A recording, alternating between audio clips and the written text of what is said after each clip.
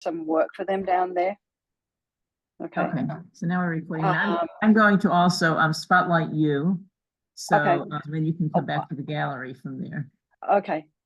So, and also I've just come back from doing a couple of lunes with Venerable Charles down at Vajrapani Institute. And he is anyway quite exceptional. It has a lot of prostrations in it. And because my wrists and my thumb joints are all a little bit messed up, it's actually quite difficult for me now to do many full prostrations. I can do maybe 3 and then my wrists start talking to me. So I discovered another way to do a full length prostration without hurting anything. So I wanted to pass that on to you guys today as well, because if you're wanting to do a full length prostration, I'd say as we're older, this is probably the best way to do it for us older folk. Okay. So I wanted to do that. I might start with that.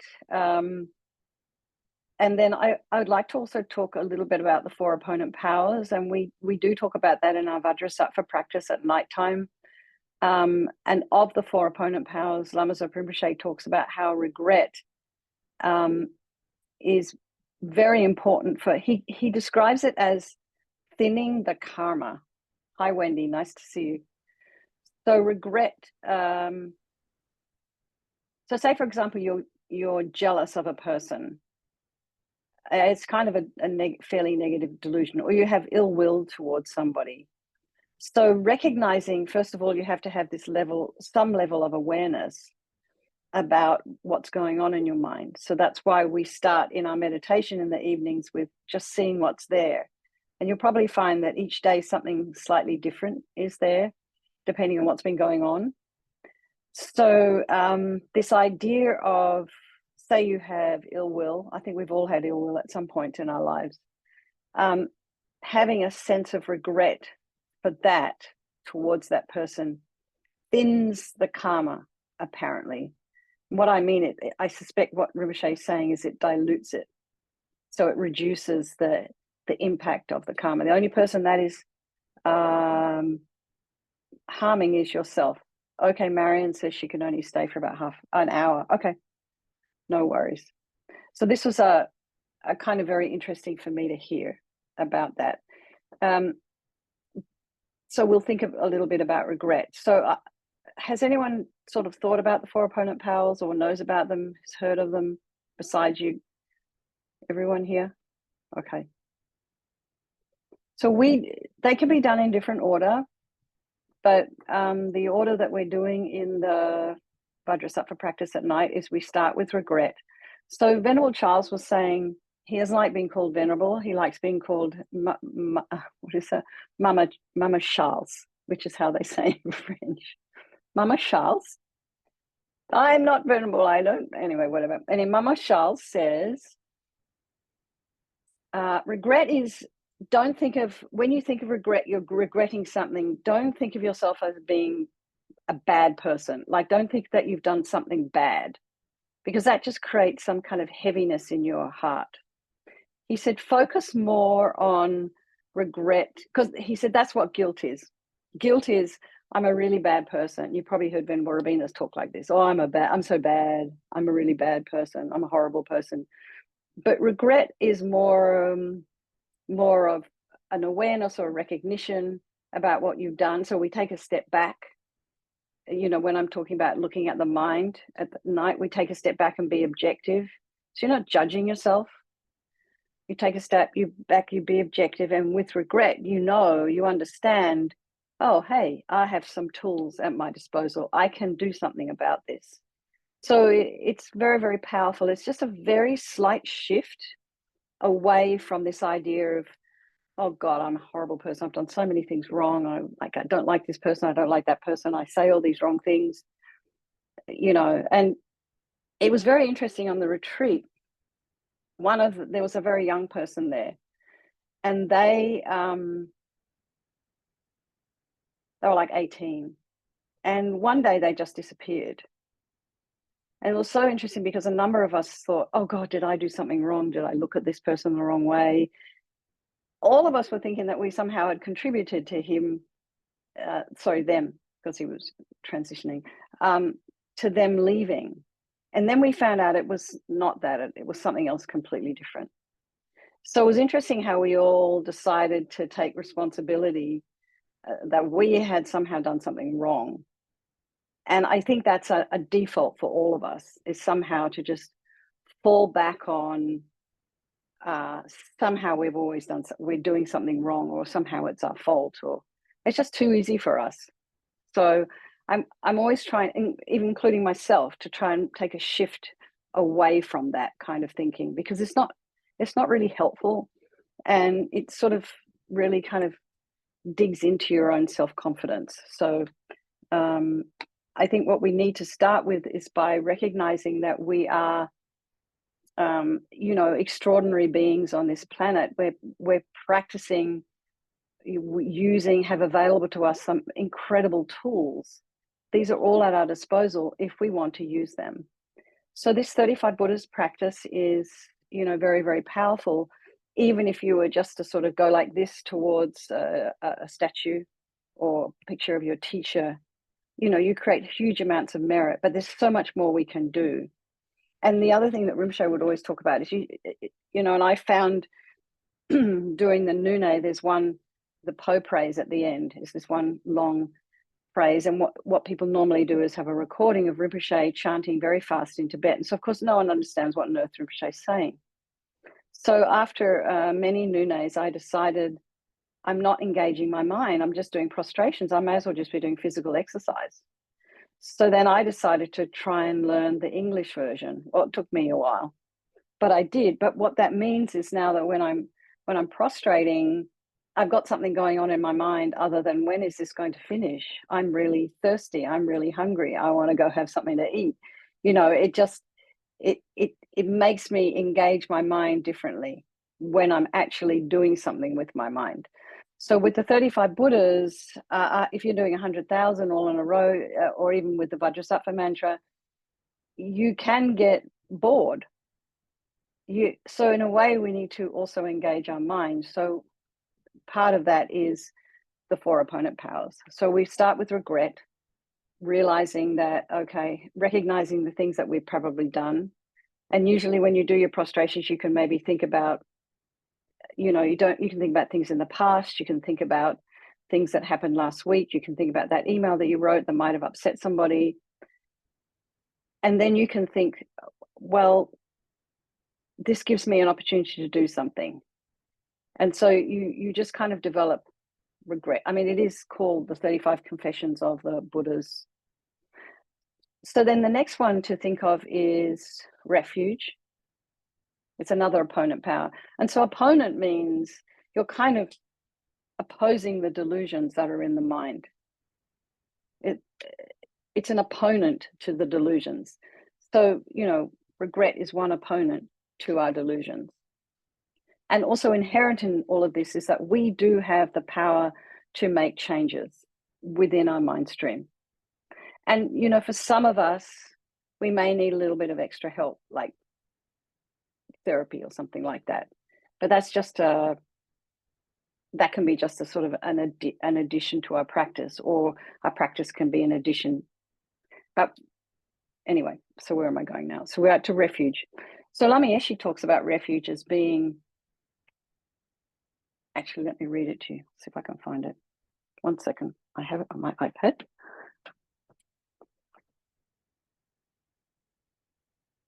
Where's my iPad? My iPad took a trip somewhere. But I have it also on my phone. And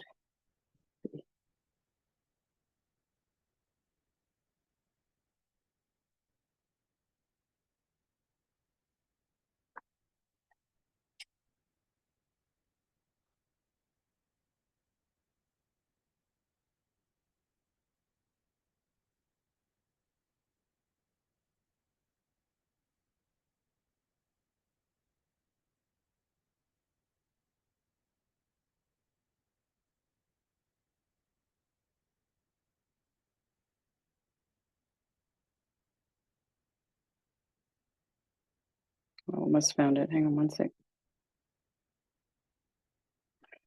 So this is Lama Yeshe. This is day 135 of the Lamrim year, making life meaningful. Lama Yeshe says about refuge. When we take refuge in Buddha, Dharma, and Sangha, the important point is that we have recognized our own profound potential. So Lama Yeshe was always coming at a lot of the Dharma vernacular from this angle of recognizing our own inner worth. I think it's so powerful for us Westerners to have a teacher who spoke that way, because it takes all the, I don't know, seriousness or heaviness out of a lot of these practices that we're doing. So Lama Yeshe says, Buddhist refuge is a process of turning inward that begins when we discover our own unlimited potential as human beings. This discovery generates tremendous zeal for the development of our own inborn wisdom energy. Complete, perfect wisdom is Buddhahood. Perhaps the word Buddha conjures up a remote and rather oriental image, but Buddha is just a word, and it means totally opened mind, an opened lotus. An opened lotus.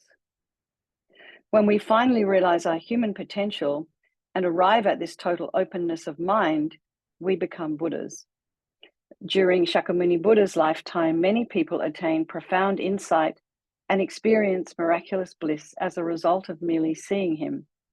In spite of his bodily disappearance so long ago, we still benefit from the power of his wisdom and compassion.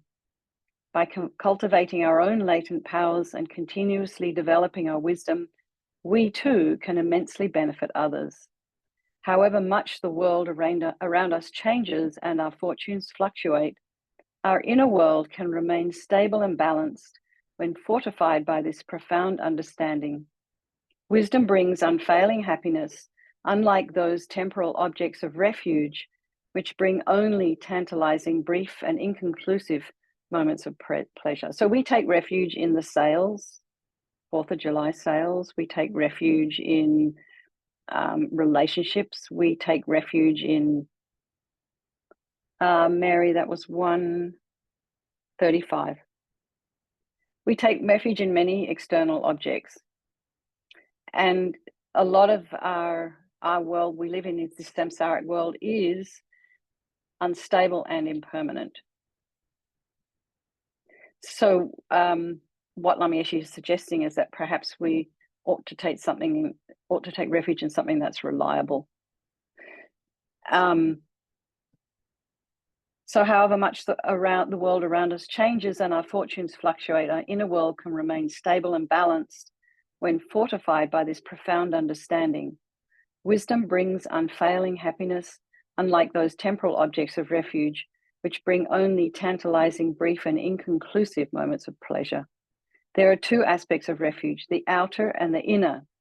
Outer refuge means seeking guidance from living Buddhas, since we are unable to achieve liberation without a teacher. Buddhas also provide inspiration and are sublime models for us to emulate. When we contemplate the enlightened state, its reflection within our own mind fills us with joy, radiant energy. This demonstrates that, though at present we are not fully enlightened, the seed of Buddhahood is contained within each of us. Inner refuge is directed towards this seed of enlightenment, this Buddha nature. We recognize that ultimately we are our own refuge. So the level that we're working at, in the sadhana of the Vajrasattva sadhana is the outer refuge, because we take refuge in the Vajrasattva as a doctor, and we're using Vajrasattva's methods to sort of help purify us. So that becomes the refuge. And then there's the practice, the recitation of the mantra. So here it would be the practice and the recitation of the 35 Buddhas. That is the third opponent power.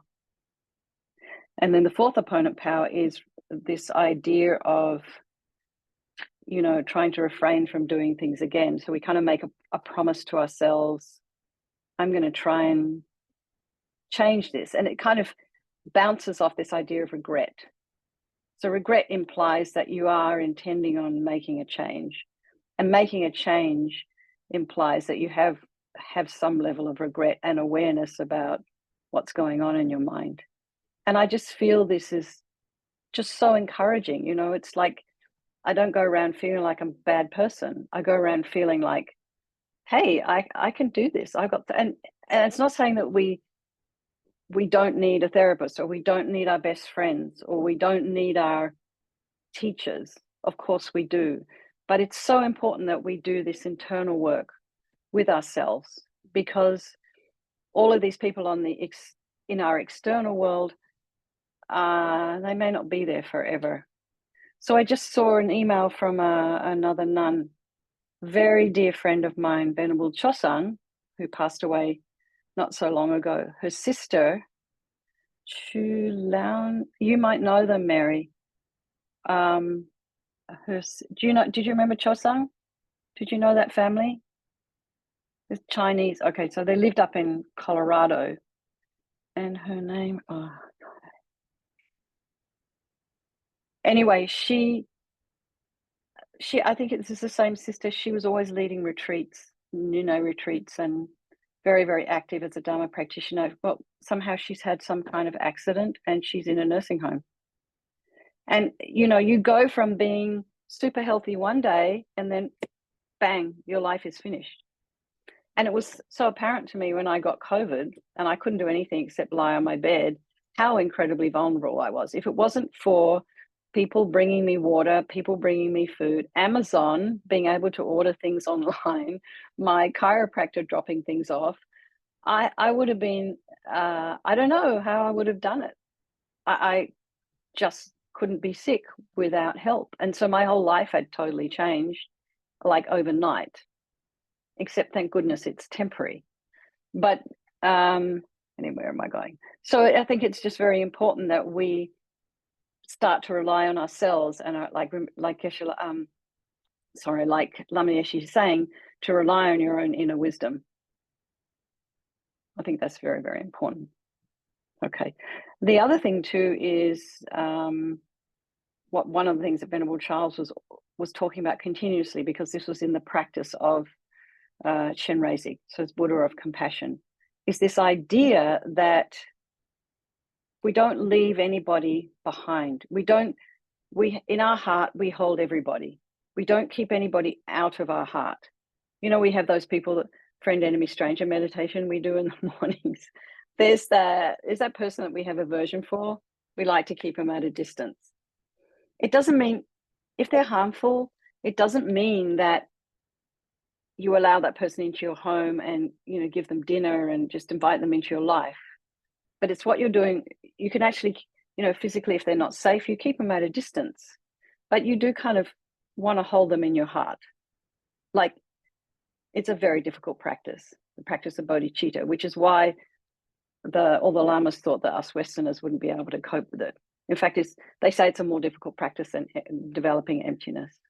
So I just wanted to bring that in, just to touch on that. Does anyone have any questions about anything that I've said this morning or this afternoon? And does it make any sense? Wendy. Hi, go unmute yourself. There you go. Hi. Hi, good afternoon, good evening. I was wondering what that book you were quoting from with the Lama Yeshe. That is the Lam Rim Year, Making Your Life Meaningful. What's it called? Hang on. It's you can buy it on Lama Yeshe Wisdom Archive. It was put together by Alison Murdoch. Where's it gone? It's called Lam Rim Year, Making Life Meaningful. If you go to Lama Yeshe Wisdom Archive, you'll find it. And so one of our friends down in Santa Cruz, she has a special, I don't know, it's a beautiful wooden like stand. It might be for something you put a cooking book on. And she just has it on her kitchen counter. And every day she walks past and she flips a page to the next one. And so all day she focuses on, they say day 1, day 2. We just read day 135. And every day, so she goes through the Lam Rim every day she does one page, and then she reads it, then she meditates on it. And so we do this once a week through Ocean of Compassion. So if you're interested, you can join through their website as well. So any other questions about this, what we were talking about, the 4 opponent powers, anything? No? Yes, Wendy. I just I was wondering if you might try talking without the AirPods. I think it was last time when you spoke without them, it was clear, and there's a little bit. Oh, I'm sorry. There's just a wee bit of static to this evening. I don't. And maybe try. I don't know if anybody else is here in a little bit. I will also what we can. Let me set up my microphone while we're sitting here. I can pull it out when I'm showing you the prostrations, but when it comes to reciting the prostrations, I won't be prostrating because I can't do both right now. So let me just set up my microphone. If you just give me a moment. And out. Yeah, giving me a little bit of trouble. I'm not sure why.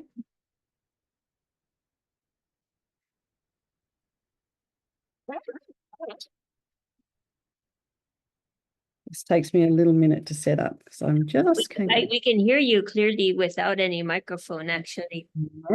It does sound better with this though, doesn't it, Mary? Yeah. Okay.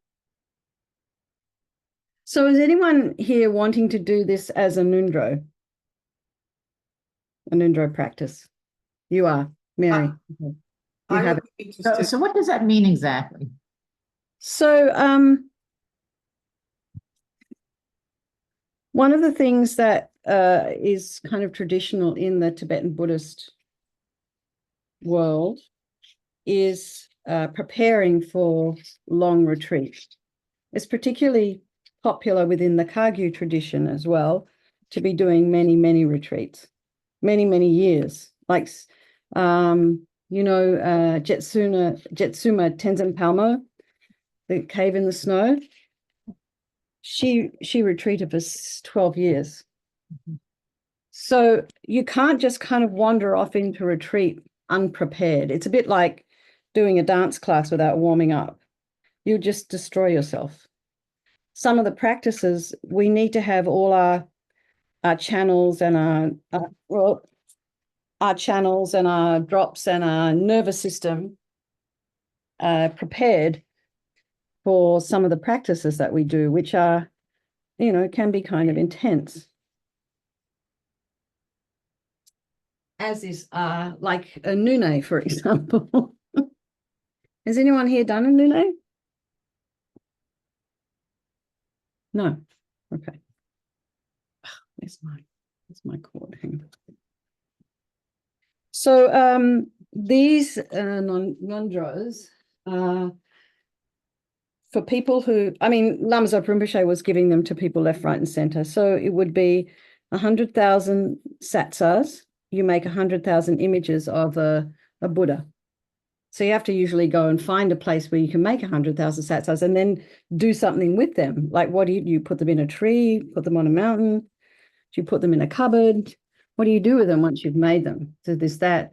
Then there's 100,000 refuge prayers. Then there's 100,000 mandala offerings. How's that? Hype mic. Can you hear me? And not at all. Not as good. Not much.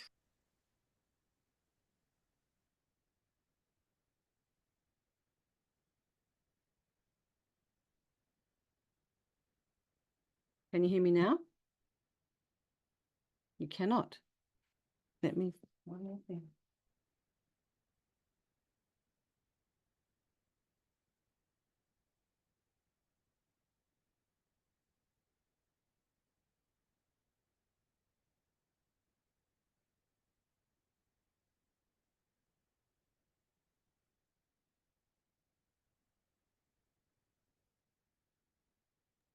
We can actually hear you really well without the microphone or without the earbuds. Hang on, I'm not hearing you, Wendy. Just wait a second. Oh. How's the sound now, Mary? Everyone? Okay, better. All right. Knew it would be. 1 second. All right. She's better. Stay. All right. Here we go. That's better. Much better. Wendy, what were you saying? It doesn't matter? Of course it matters. Yes, it matters. I was saying we could actually hear you without any microphone. Very well. Okay. Well, I will have no microphone shortly because I'm going to have to take it off. Does anyone else have any questions regarding Nundra? So anyway, I'll just go back to Jetsuna Tenzin Palmo because she is extraordinarily inspiring to me. So she first started her retreat in a monastery on the border of Ladakh and Tibet. And, I think she did 3 years of Nundro practice. She would have done all different kinds of things, prostrations, refuge, Nune. She would have done a lot of things. And she's Kagyu. And then somehow she decided, or someone advised or something, I can't remember exactly, she went up to this cave. And I would never have done this, but she decided she hadn't done her practices correctly. So she started all over again. I was like, I have to be joking. I mean, it's so tough. And she did another 3 years, which just is so impressive to me, like talk about, I don't know, OCD or perfectionist, whatever. But she started them again. So what these Nundra practices do to our system, our energy, our chi, is to refine it. It's almost like how I understand it is just to, like Rinpoche said, you're thinning the karma. It's almost like you're filtering the delusions, so you're a little bit more able and receptive to, say, doing a meditation, shamatha. You don't have so much junk in the mind. Excuse me. And it was very curious to me because normally when I'm doing nunes, I do them in France. So because everyone's speaking French there, I don't understand anything anyone's saying. So I'm in silence because I don't understand anything. And then at lunchtime, maybe we might chat for a little bit, but generally I'm not chatting. We don't chat at breakfast. And Charles recommends not to chat at lunch. But this Nundra, I did chat. This Nuna, I did chat one day, and I was walking back to my room like, I'm exhausted. I was exhausted by all the input. And it was so interesting to me to do because we just go around about our day chatting and gossiping and watching telly and watching TikTok and, oh my God, someone tried to shoot Donald Trump. How am I? And when our minds are engaged at this level, it's probably so much more exhausting than we actually realize. And it takes us away from being able to kind of, in a way, connect with our own inner wisdom. So anyway, I don't know. I just found it really interesting. I'm like, wow, it's like we use so much energy with our speech and with our thinking we need to do and with having all this stuff coming in. So anyway, it's definitely, when you're doing these practices, when you're going into retreat, try and keep yourself as quiet as possible. And it's a different way to live your life for sure. It's not necessarily understood always out there in the real world. But people do appreciate it when you are engaged in some practice. As I go in, our local store is called Good Earth, and they have lots of lovely organic food in there. And somehow even when I'm wearing my trousers, because I'm going to yoga or something like that, they still recognize somehow that I'm a nun. Like, hello. I'm like, really? I'm not even dressed like a nun today. Anyway, where am I? Anyone have any questions about Nundro then? But anyway, it's just you're just kind of making yourself a suitable vessel for your own retreat. It's like you're just smashing the delusions. You're kind of has anyone done Tonglen practice? Anyone do, and you get to that part where you bring in all others' negativities and your own negativities, and you bring it into your heart, and that just smashes the ego at your heart into a million different pieces. So it's almost, that's what you're doing. You're just kind of trying to, this hard core of our heart, we're trying to kind of soften it a little bit so we can be a little bit more open to receive. Okay, anyway, any questions before I move on? No? Is any of what I'm saying making sense? Oh, good. Because I was like, when I was doing the Nune, there was a couple of mornings that somehow I ended up in this position. I wasn't expecting it to be. They said, can you just read the English text? I'm like, sure, no worries. And then I realized that actually, what they were asking me to do was to lead the English, like be the umze. And I was like, oh, anyway, it was a lot tougher than I expected because I was having to speak and use energy. But it was a very probably a deeper practice for me and more purifying than maybe I'd ever done before, because I was having to do it for others and not just for myself. I was hoping I could go down there and just hide in the back, but unfortunately it didn't work out that way. Anyway. All right. So before I show you this extra way that I found of doing a prostration, I just want to go through the guidelines that Rinpoche recommends for completing 100,000 prostrations to the 35 Buddhas. And this doesn't have to be done all at once. So let's just go through it. If you're wanting or wishing to do the preliminary practice of 100,000 prostrations, you can do so full time, or you can do it as a daily practice.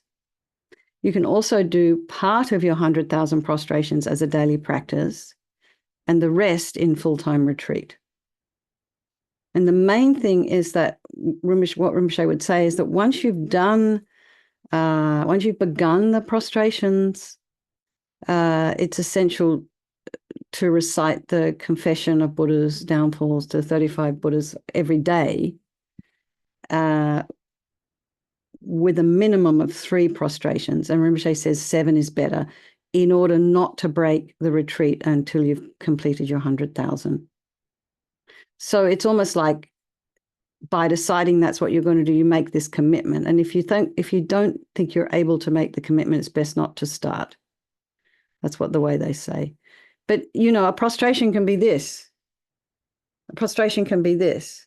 It doesn't actually have to be. You don't have to start doing any great exercise. So your prostration can be, you do this and then you maybe recite the 35 Buddhas. You're looking sideways, Wendy. What do you need? That's my thinking face. Sorry. That's all right. I saw it. There's a thought bubble right there. Yeah, I was thinking, I don't know if you know Geshe Sonam. He's in Canada there. He's also FPMT. And he was saying apparently. Is he Kedrup's? Yes. Kedrup's, yeah, okay. Yes. I guess he Sue Kedrup said that you're supposed to actually hit your head on the floor, or the ground, that's for it to count, that this does not really count, that you really have contact with the ground or something. I do understand that, and of course that's the very best you can do. There are some people that come to our Vajrasattva class that are in a wheelchair, or are confined to bed. They can't do that. And so I don't want to isolate anybody. So I feel that if you're not completely able-bodied, you shouldn't be excluded from being able to do the practice. So I do understand about that. Of course, it's best. And it's also best if you can put your full body on the ground. The reason for that is partly so you can imagine your whole body is covering the earth, and there's millions and trillions of replicas of yourself, covering the earth. And all the beings underneath your body, all the realms underneath your body, all the insects and ants and worms and everything underneath your body are being also purified. So there's one way to think. I think also too, this thing of, and you know, every Geshe Dakpa, Geshe here in San Francisco would say, you know, every Geshe has been brought up in a kamzen that has been taught by their teachers ways to do things.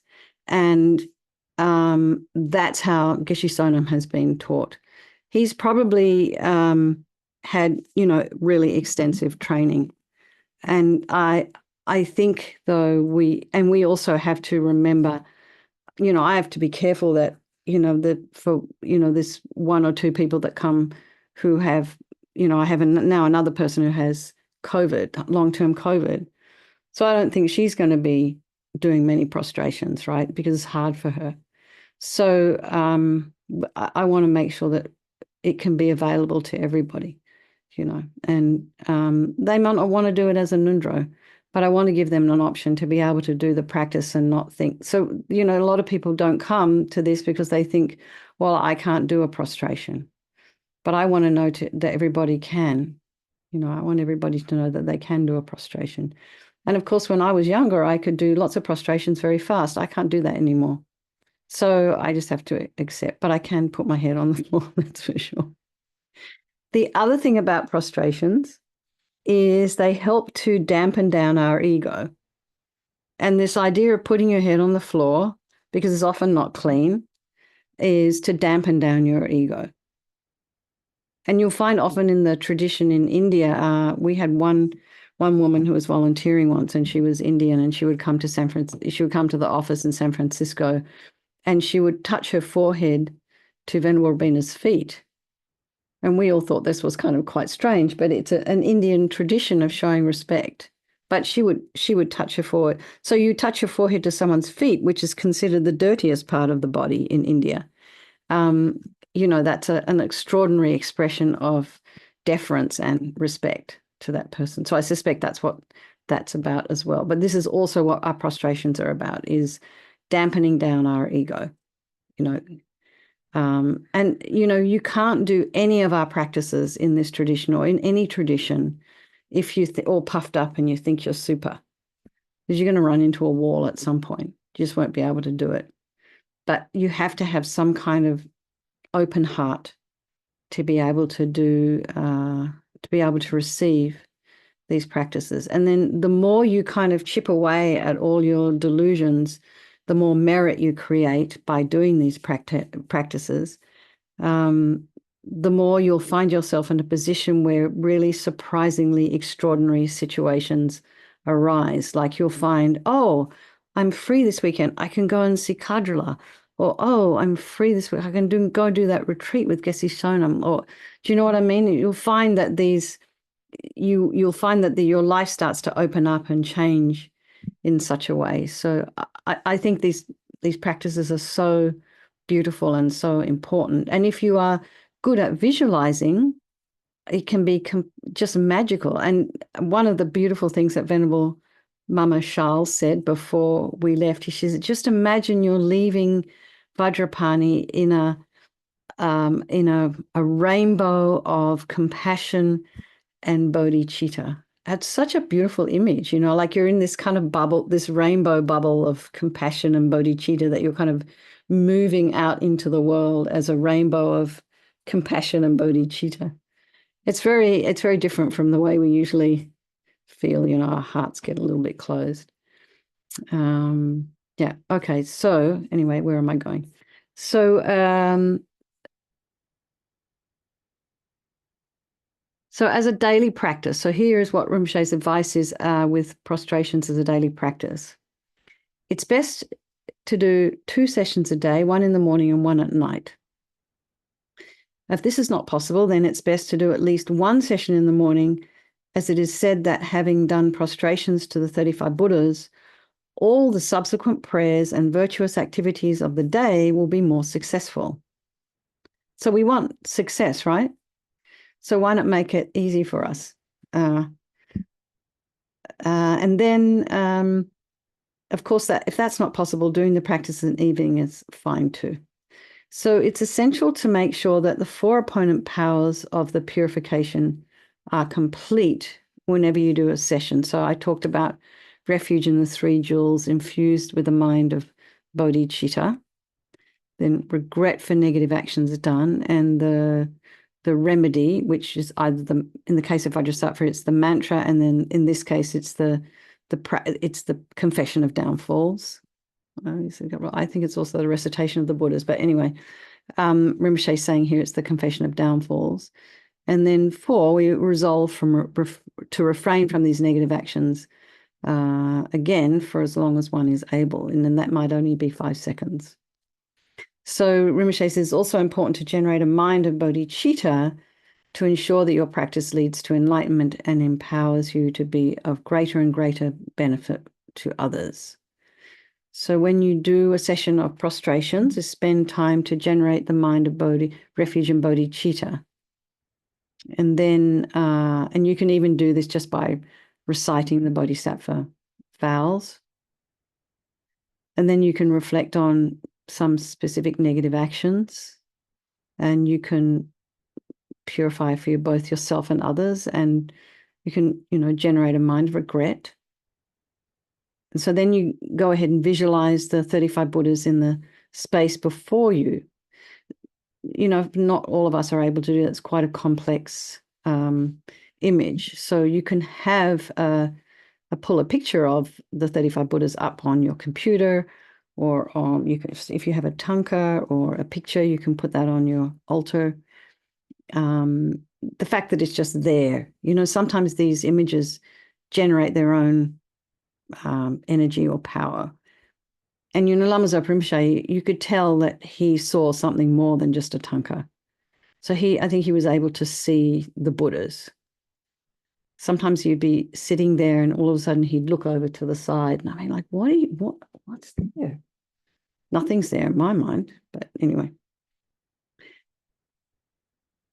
So you can prostrate 3 times to each Buddha as you recite their name until you have recited the entire list of names, or prostrate once to each Buddha and go through the entire list 3 times in a row. So how I do it is prostrate 3 times, or recite each Buddha's name 3 times, and then until I've recited the entire list of names. And either way, if you complete 3 prostrations to each of the 35 Buddhas, together with 1 prostration to each of the 7 medicine Buddhas, at the end of 1 session, you will have completed at least 111 prostrations. And this is helpful since it is traditional to do 100,000 repetitions plus 10% to make up for mistakes. So this way, your additional 10% is included in the practice. And once you have counted your 100,000, you are indeed finished. So it's extremely important to verbally recite each Buddha's name as many times as you can with each prostration. Okay, so this is how I've seen it done. Venerable Sarah does it this way as well. So what Rinpoche is saying here is for each of the 35 Buddhas, you do 3 prostrations. And then as you're doing your 3 prostrations, you recite the name of the Buddha as many times. So Tathagata thoroughly destroying with Tathagata jewel moon, Tathagata jewel moon, Tathagata jewel moon, Tathagata jewel moon, for example, and then just do 3 prostrations. So it could be Tathagata jewel moon, Tathagata jewel moon, Tathagata jewel moon, Tathagata jewel moon, Tathagata jewel moon, Tathagata jewel moon, Tathagata jewel moon, Tathagata jewel moon, Tathagata jewel moon, Tathagata jewel moon, Tathagata jewel moon. And then you can do 100, 200, or any number of prostrations during any given session using the list of names as your basis. So if you want to do 200 prostrations in your session, you just go through the list, making 3 prostrations to each Buddha, and recite the list all the way through 2 consecutive times. So 3 prostrations times 35 names times 2 consecutive times equals 200 plus prostrations. Okay, that's just one way of doing it. So once you've completed however many prostrations you intend to do in a given session, then continue to the practice of prostrating to the 7 medicine Buddhas and reciting the confession prayer. If you do more than 300 prostrations, you need to make additional prostrations to the 7 medicine Buddhas to make sure you complete your extra 10% of the prostrations required for each session. So, you know, it gets complicated, right? It's sounding complicated to me, and it's probably sounding complicated to you. But, you know, what we're doing right now is we're starting to learn about the benefits of doing the prostrations. We, you know, for some of you guys probably hadn't even heard that each Buddha has a color, and each Buddha has a meaning. So, you know, it's just slowly we move forward. And like I said, I want everybody to think that they can do prostrations and not just for able-bodied people. And it's for, you know, if you have your leg cut off, or suddenly you have a back issue, or, you know, what happens if you're halfway through your nundro and all of a sudden you have a car accident and break your leg? You know, you can't just stop. So you have to find a way to keep going. Right? So hang on, does anyone have any questions? How to track 100,000? Oh, that is one question. Right.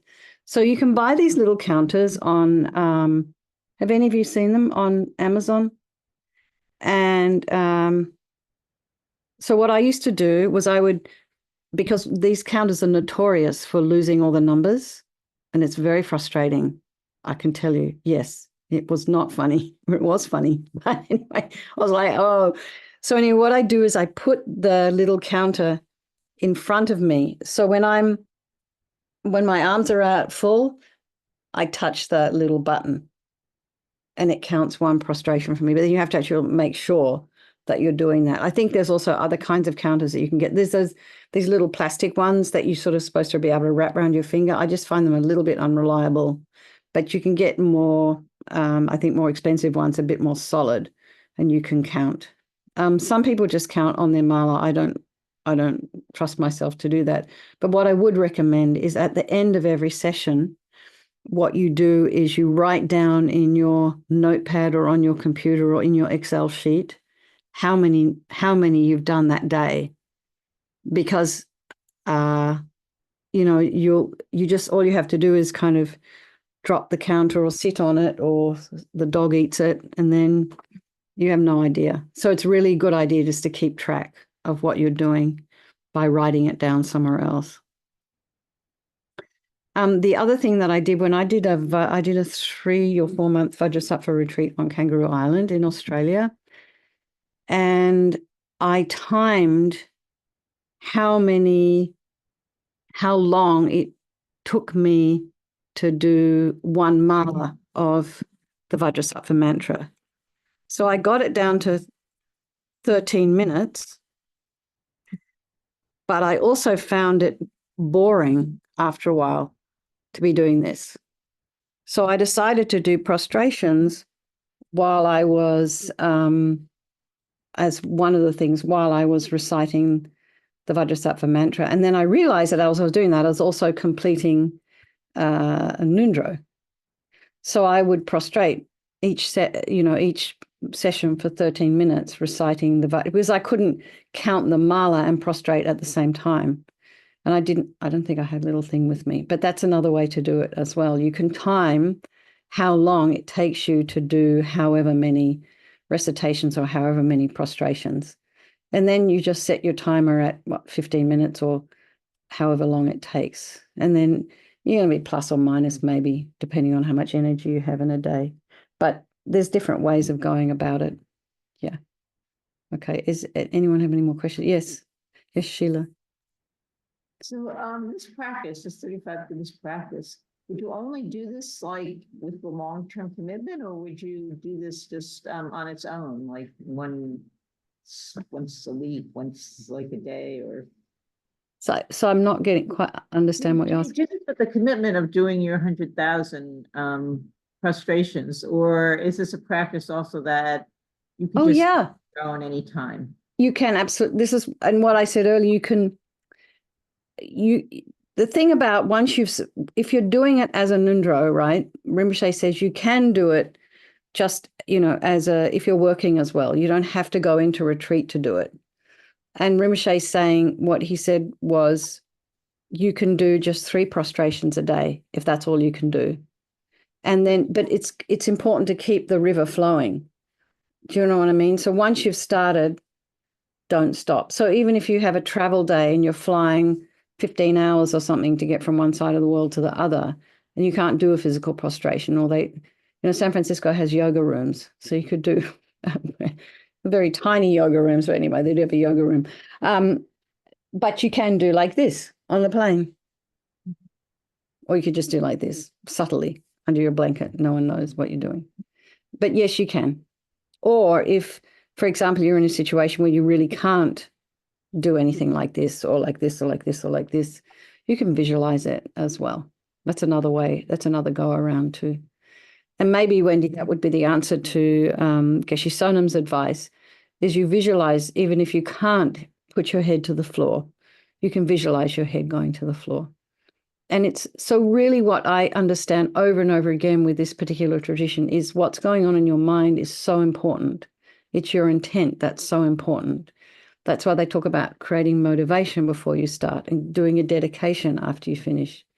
It's what's going on in your heart that's really important. You can do these practices mindlessly, and they will have some effect, but not as much as effect as if you actually fully engage yourself. I guess, as with anything. Does that make sense? Yeah. Okay.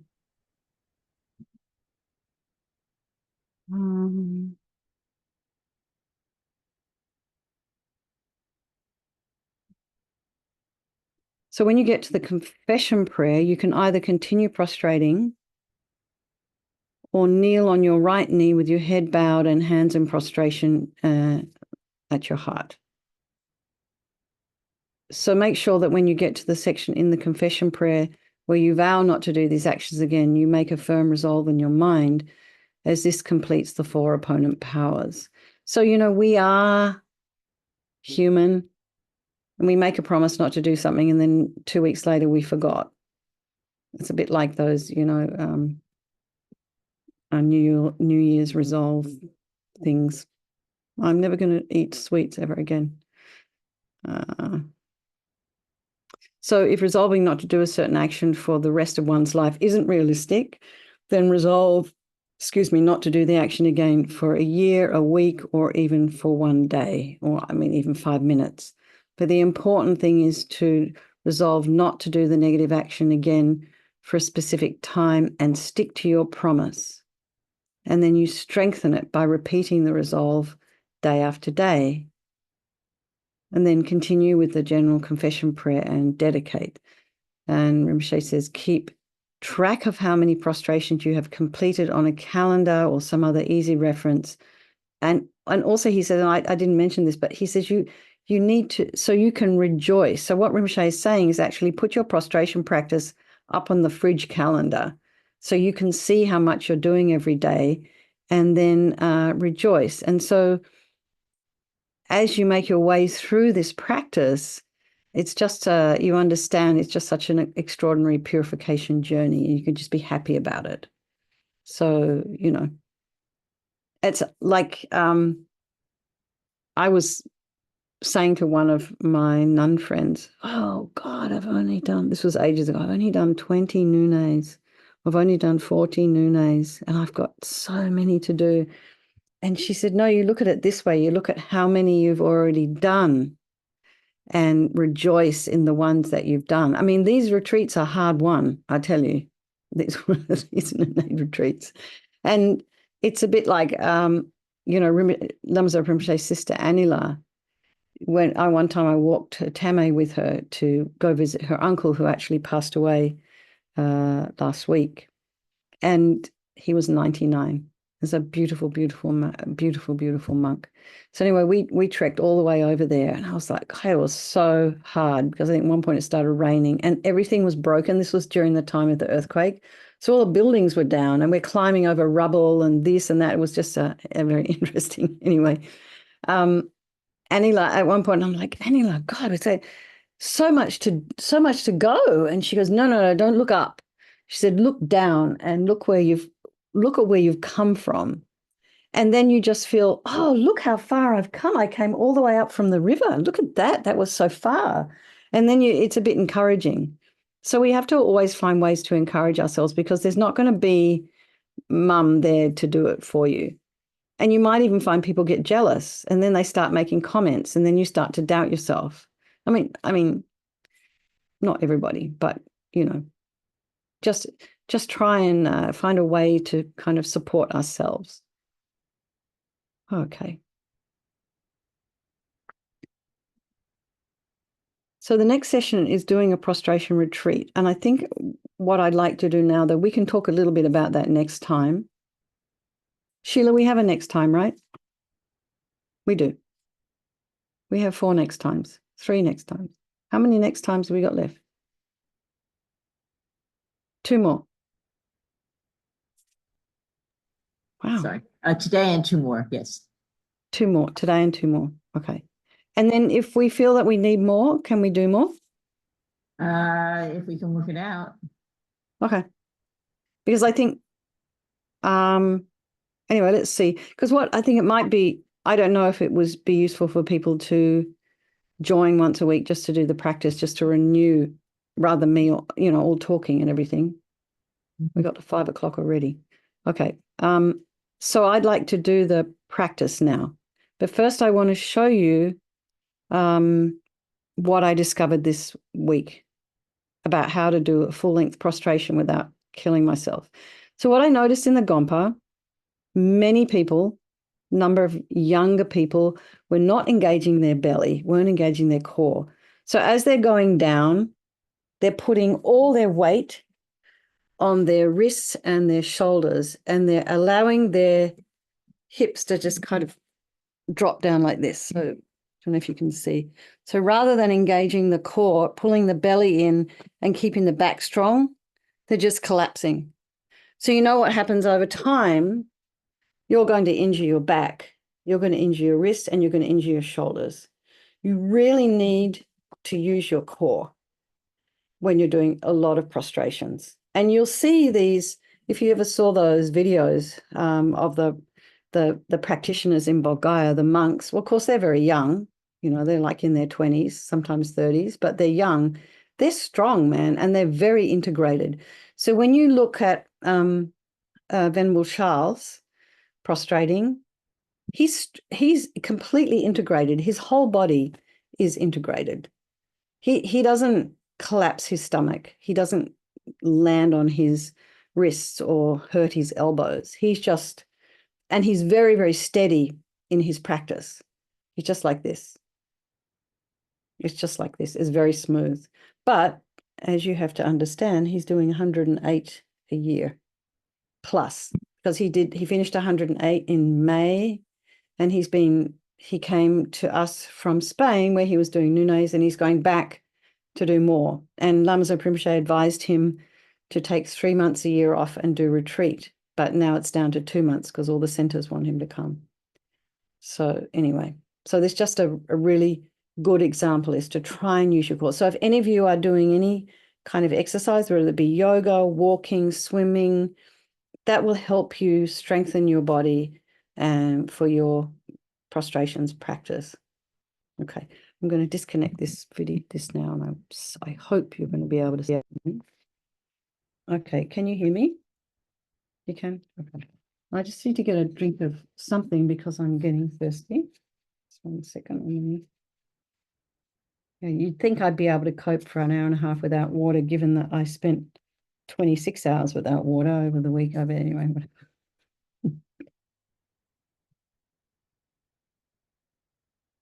I like your water bottle.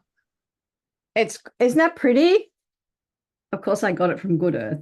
But anyway, has little hearts on it and a little sucky straw. It's just, anyway, whatever. Now I have to make it so you can see me. Might be better if I go sideways. So I'll go through the different ways of doing prostrations yet again. So I think, speaking to Wendy's advice from Sonam, Geshe Sonam, if you're going to do your prostrations sitting, or if you're sick and you can only do them lying, you do like this. Touch your crown, touch your forehead, touch your throat, touch your heart. And then imagine as you touch your heart, you're bending down and you're touching the ground with your forehead. And it might be worthwhile, Wendy, to ask them if there's any significance in touching the ground with your forehead. There might be something that we don't know about that I haven't read in any of the commentary. So if there's any deeper meaning to it other than just helping to dampen your ego or whatever, because you see these people doing full-length prostrations around the stupa at Bodh Gaya. It is so dirty there. I mean, even with a face mask on, you're taking a risk, because people go to the bathroom and they're walking around in their shoes and there's feces in the dust there.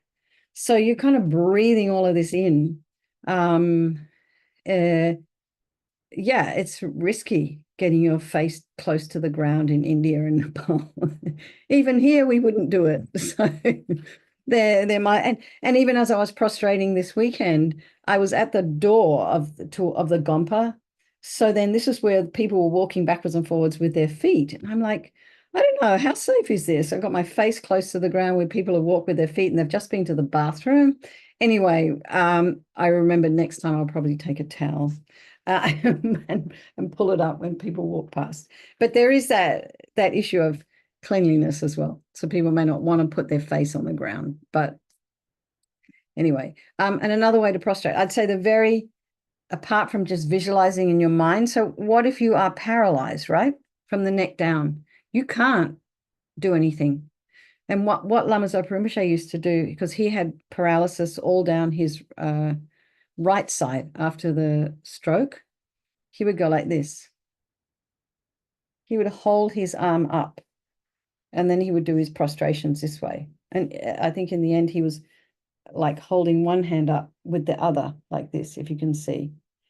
And one of the participants in the retreat this weekend had done a November course, and Rinpoche, and he was like feeling really tired. And then he saw Rinpoche struggling to prostrate, lifting up his hand that didn't work and do his prostrations and so painfully get down on the ground, so painfully get back up again, because he wouldn't allow anybody to help him. So the attendants had to stand back. And of course, when Rinpoche after Rinpoche had shown the aspect of having this stroke, he came back to Aptos. And, one of the things is the physiotherapist was trying to find out from Rinpoche, what is your goal? Because he was paralyzed, half paralyzed. And, Rinpoche said to her, I want to fly. Of course, now she was just like, this guy's crazy. And, because she didn't feel I was taking her seriously, So physiotherapists are really, they take their work seriously. And then, Rinpoche was, realized that, prostrations would be something that would be a good goal to go towards. And so we started by putting a mattress on the deck. And Rinpoche because it was just not super safe for Rinpoche. So Rinpoche started, and then he got a little bit more confident. And so gradually moved inside on a carpet, and he had a chair to help himself get down. But it was really interesting. Rinpoche didn't want help. He wanted to work it out for himself. So, and then of course, Aidan, this is the other part of the story, said, I saw Rinpoche struggling to do prostrations, pulling his hand up, holding his hand, going like this, pulling his hand like this. And he said, well, gosh, if he can do it, I can do it. And Aidan's like 30 and strong, like this. And I had the same experience when I did my first Nune with, I was doing it with Judith Hunt, who I lived with for 3 years up here in Marin. And I didn't know Judith or Jack at that time, but I just knew that this older woman was next to me. Judith must have been in her 70s then. And this older woman was next to me prostrating, and I just thought I was like 45 at that time. And I thought, well, if she can do it, I can do it. And it was just very encouraging for me. So anyway, okay, so let's get to this. So this is the way to do it if you are not able to do it. those two ways. And then, of course, there's the visualization. Yeah. And so the other thing I wanted to mention too is that sometimes we tell ourselves, I physically can't do something. But actually, when you find a different way, if you find an alternative method, if you find some other way of doing something, you actually can, which is what happened to me on the weekend. So I'll just show you that now. Where am I? I'm gonna, here we are. I don't know if you can see me. What you're seeing is the edge of the desk. All right. So what I'm doing now, you can't see because my head is cut off, but I'm going from my head to I'm touching my forehead.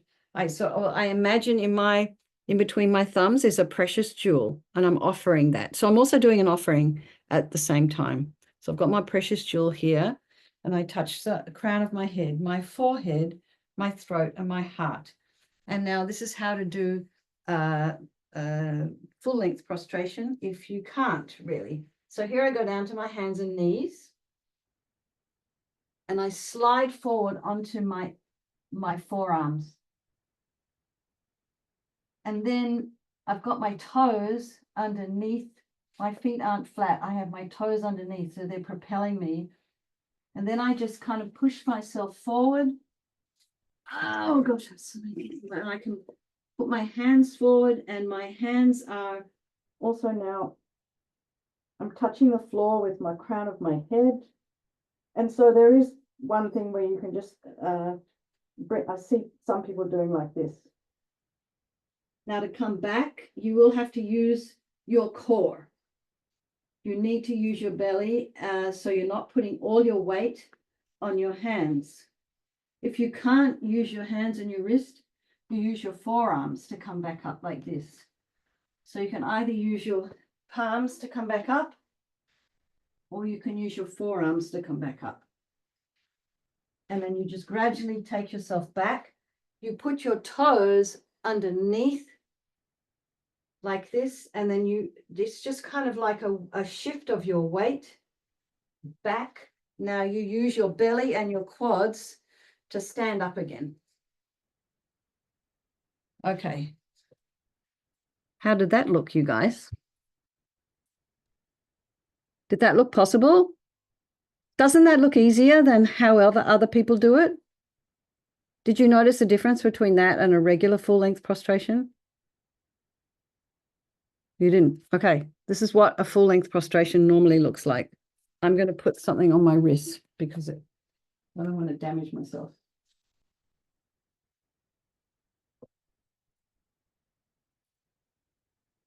The other thing you can get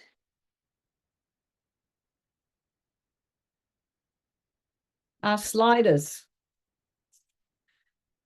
So if you have, for example, a wooden floor, one of the people in the retreat gave me this. So this side is for a wood floor.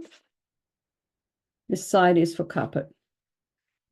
She got them at Pema Oso Ling, which is it's a Nyingma retreat center south of here, still in the Santa Cruz Mountains. Okay, so now I'm going to do a regular full-length prostration. See if you notice the difference. Again, I'm doing the crown of my head, my forehead, my throat, my chest, and I come down. So you can see here, I'm almost in a plank. And then you lower yourself down. And then you put your arms forward. Sorry, there's just in the way here. And then you push yourself back. So now I can't do that. That takes quite a bit more physical effort than what I did the first time. So do you want me to go through the first one again? Okay. So that was like almost doing a plank and then lowering yourself down to the ground. That takes a lot of effort in the arms, the wrists, and the belly. So if you're not doing it correctly, you're going to hurt your back and your wrists and your hands and your everything. And you also want to remember, if you're doing this in a retreat setting, you need to warm up your shoulders and your back before you start. So we can work on some simple exercises for that as well. That don't just kind of go, because I noticed after I drove down there, it was like 2.5 hours. My back and my sits bones and my everything were a little bit stiff.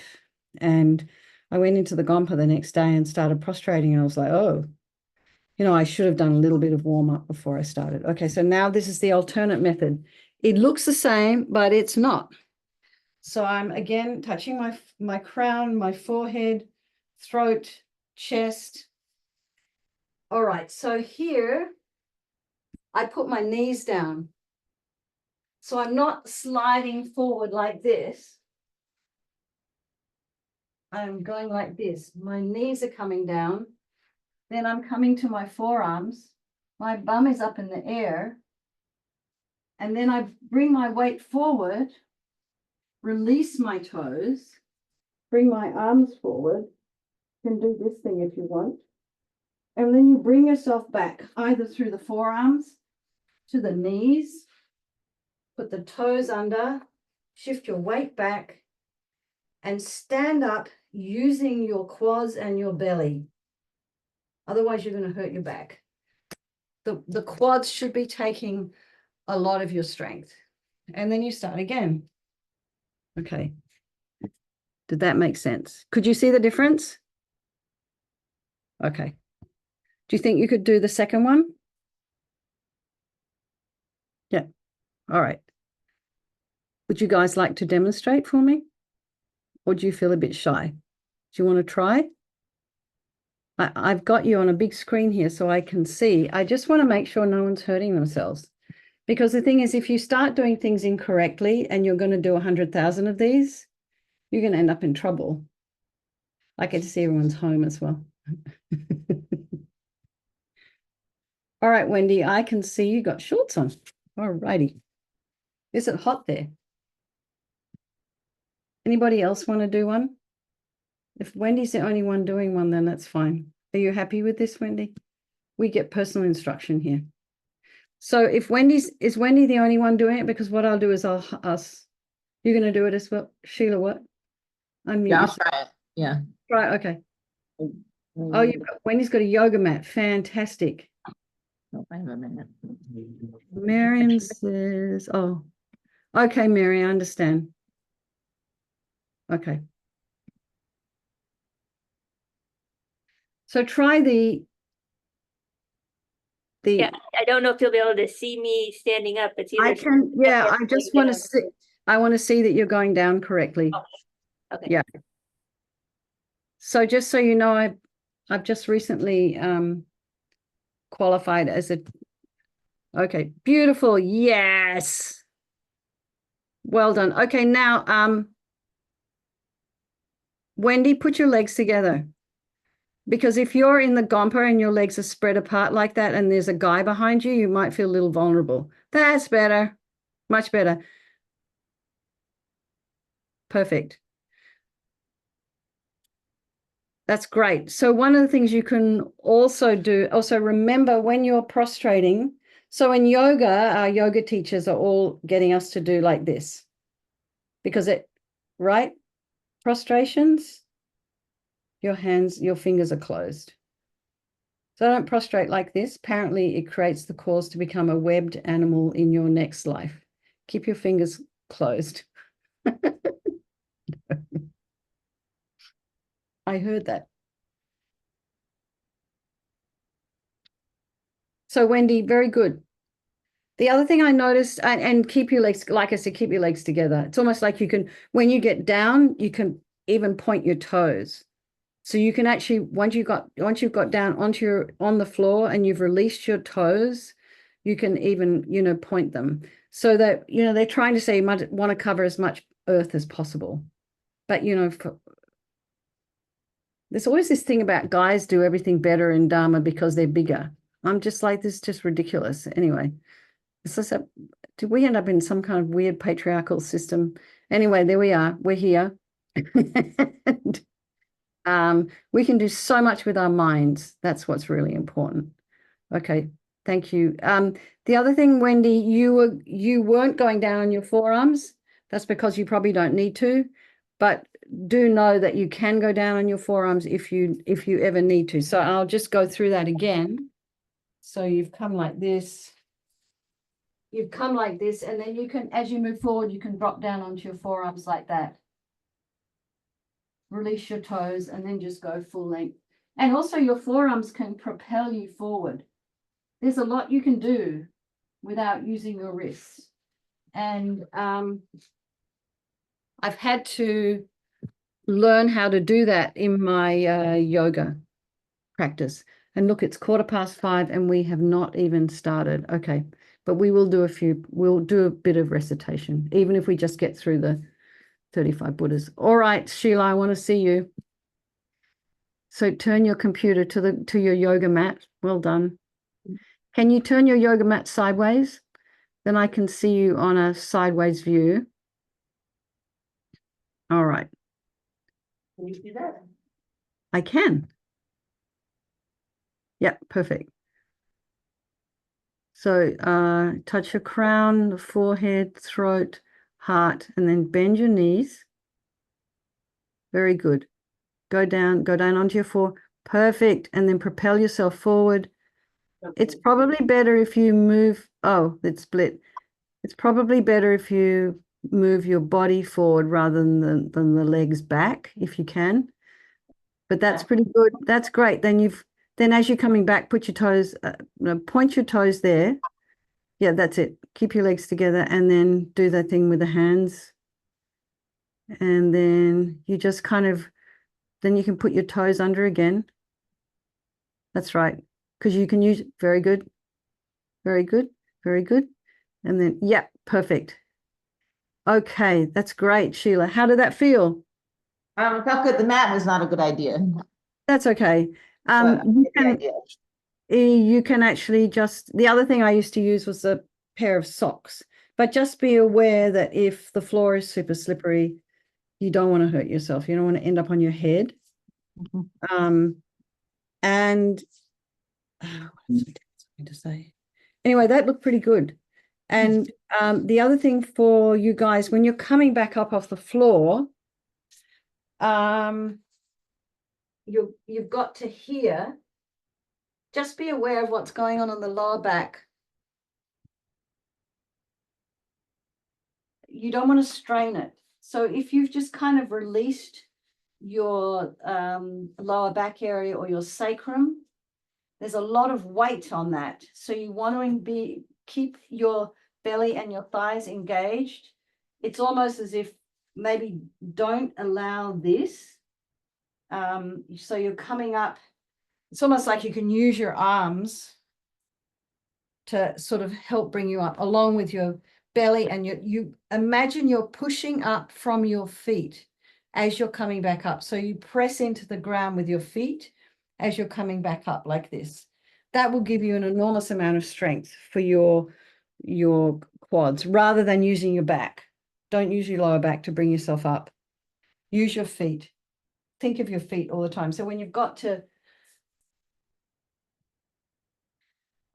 here, maybe here is where my knees are bent here. Here is where I think engage your feet with the floor, and it's almost like the floor is pushing you up like this. Gives you a bit of momentum as well. So when I put my feet into the floor like that, I'm feeling my quads and my belly. Okay. So those you guys who are off camera, are you getting all of this? Yes. Good, Jane. I am.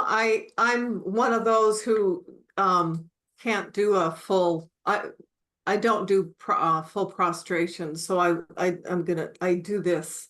Perfect. I occasionally find that I can, there's a few months where I can do full prostrations, and so I do, but most of the time I do this unless I'm doing like just 3 of them, Can you do a half? Like, can you just go like here, here, here, and then just down to here, and then back up again?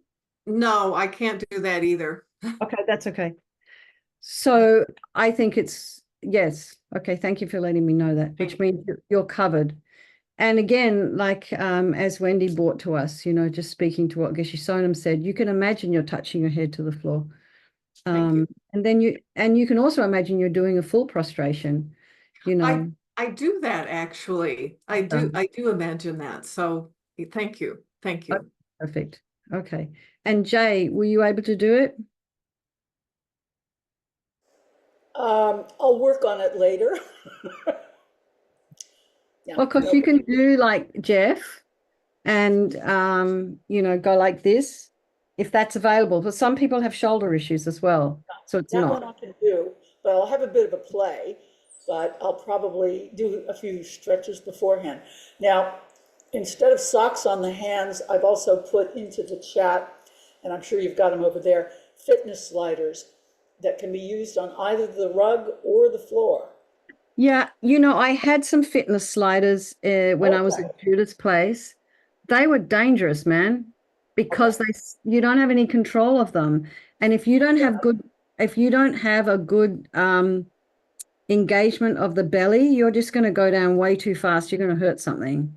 So Okay. just be careful with the sliders. But I do have these sliders which are specifically designed for prostrations.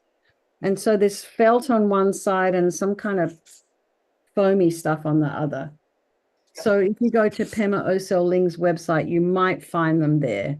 But, one side is for floor, one side is for carpet.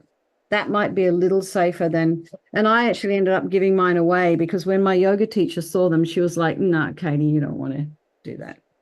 So, and I did try, I was doing a nune and I tried them when I was doing a nune and oops, I just lost you guys. And I didn't feel very safe. And I wasn't also able to put my forearms on the ground.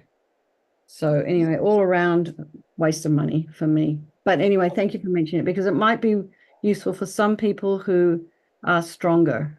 But I think if you're not very strong in your arms, this is why they're fitness sliders, you might find that you get slid away, bang your face on the floor, something like that.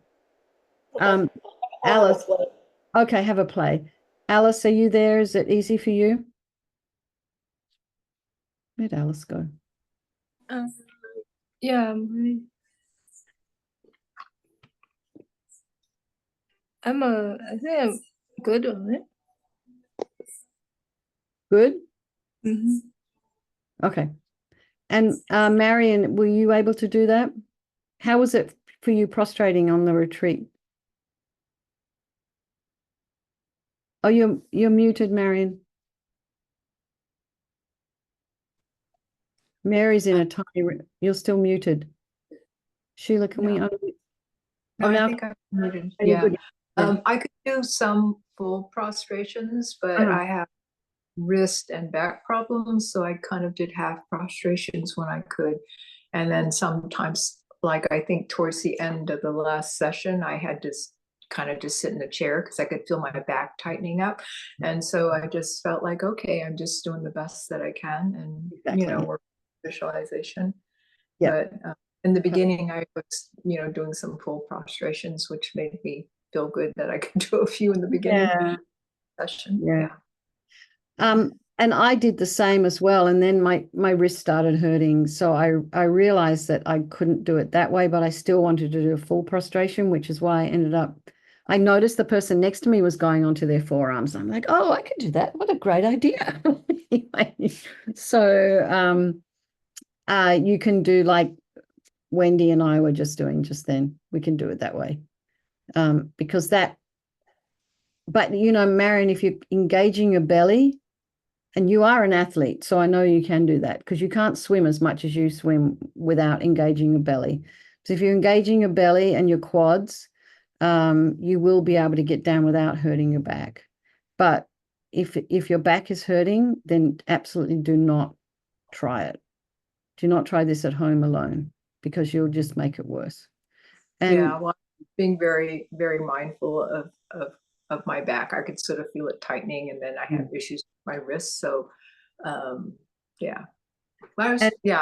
I mean, I'm really glad that I was able to do as much as I could. Yeah. And, Charles was just so supportive, and I know. yeah, there's just a whole range of other people too. So that made me feel like, oh, I'm not the only one who's Yeah. kind of struggling here a bit. But no, I was really, really grateful I could do as much as I could. Yeah, it's fantastic. Okay. Yeah. And like as Jay suggested, do as much as you can before you start. You do a little bit of warming up. And also too, for Marion and I, we had about a 2.5 or 3 hour drive before we got there. And, it does tighten up the lower back anyway at our age. Mary says she's got a tiny room here. So next week, Mary will be in a different room. And we're now at 25 past. So all we're going to do is the beginning. We'll do a few little prostrations. So at whatever, however you are at, whether you're sitting in your chair, just putting your head to your hands to your forehead, or whether you're going to do a full prostration or whether you're going to modified prostration as we've just done on your forearms. And then Sheila, please maybe just, Sheila, what I would do is just have one of those pads under your knee, rather than, because that looks a little dangerous to me. Hey, oh, I can't hear you.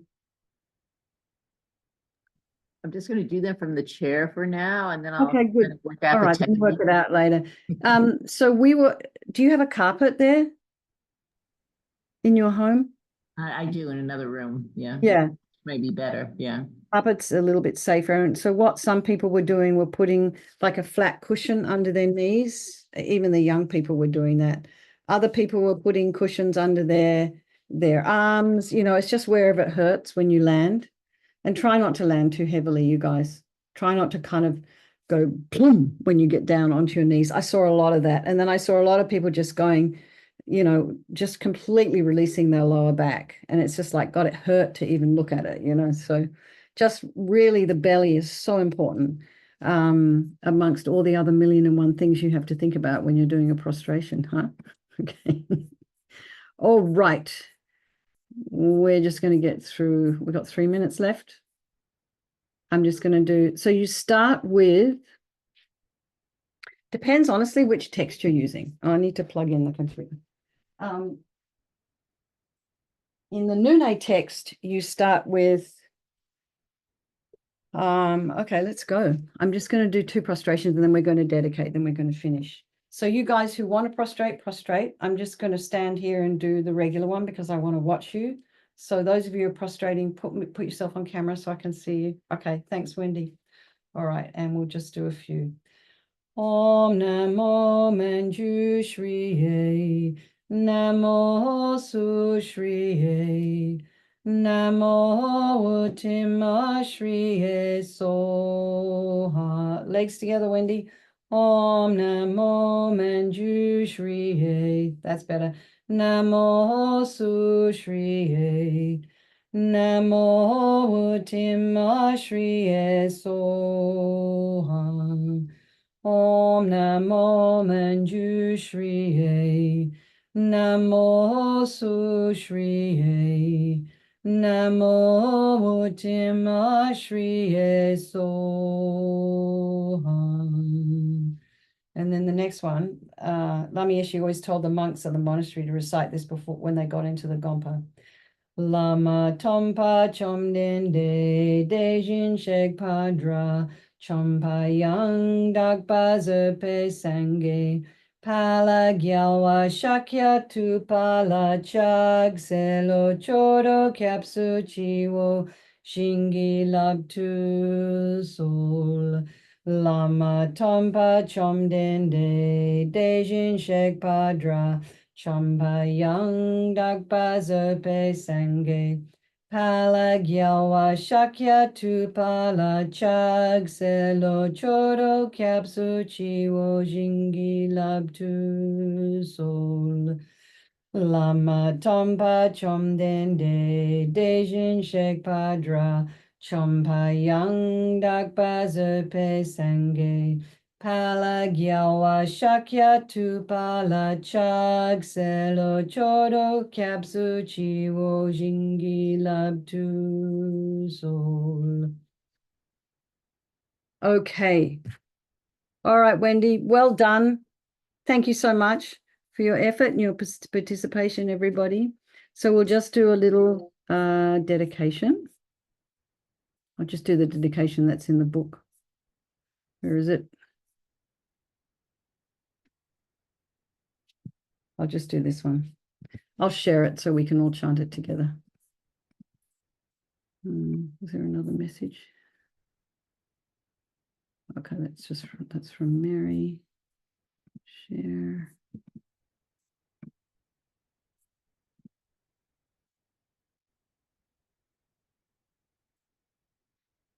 Kewadi nyurdudang lama sange drubgyurne drowa chikyang malupar Dehi Sala Gurparshog Jangchub Sem Chogrim Poche Make Panam Ke Gyurchig Ke Panyam Pame Paryang Gong Ne Gong Du Pelwar Shog. Okay, that's enough for now. And then just dedicate some of the merit that we've created today, thinking about doing prostrations, talking about it, actually trying to practice doing a prostration, at whatever level we're able to, whatever is available to us. Just dedicate that for the long life of His Holiness the Dalai Lama and that beautiful cat that keeps wanting to come and talk to Sheila.